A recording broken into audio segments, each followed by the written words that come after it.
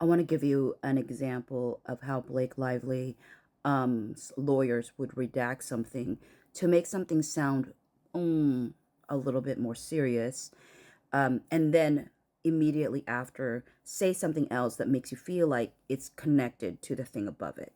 So here's an example. This is from the 56.1 statement. Paragraph 485 says, in March 2023, Wayfair received a complaint about redacted. And then immediately after, in paragraph 486, says, Giannetti reflected in a text to Sachs that everybody has something weird, uncomfortable, and bad to say about Baldoni, which was also Sachs's experience. Okay, when you put these two things together, you're assuming that the complaint has something to do with people feeling weird and uncomfortable with Baldoni.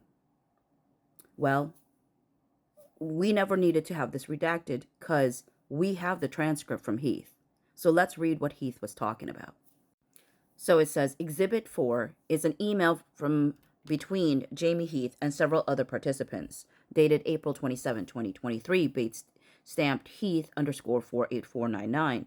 At the bottom part of this email, Mr. Heath, there's a discussion about a complaint by someone at Local 52. Do you see that? I do.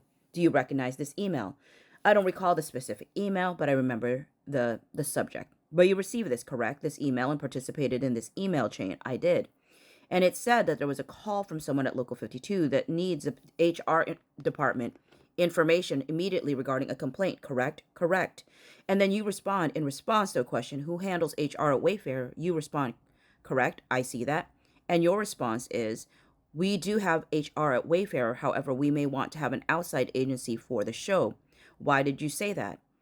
And he says, I don't have a recollection of why I said this at that time.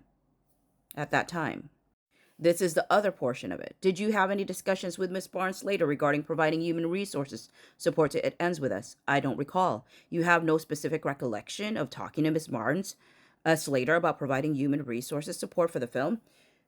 Objection. The one complaint that came in, she provided support. That's all I know. Which complaint is that? When the sound mixer was not hired. You're talking about the complaint that came through Local 52 that we looked at earlier? Correct. You said Ms. Barnes Slater provided support for that? Objection. I believe so. And what support did she provide for that complaint? I don't know. Why do you believe Ms. Barnes Slater provided support for that complaint? That's what I can recall. That's all I can recall.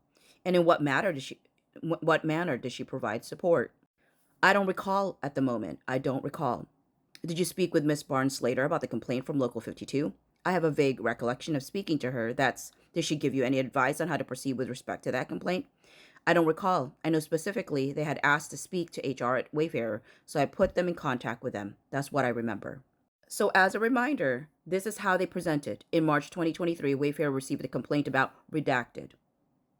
The redaction is they got a complaint about a sound mixer.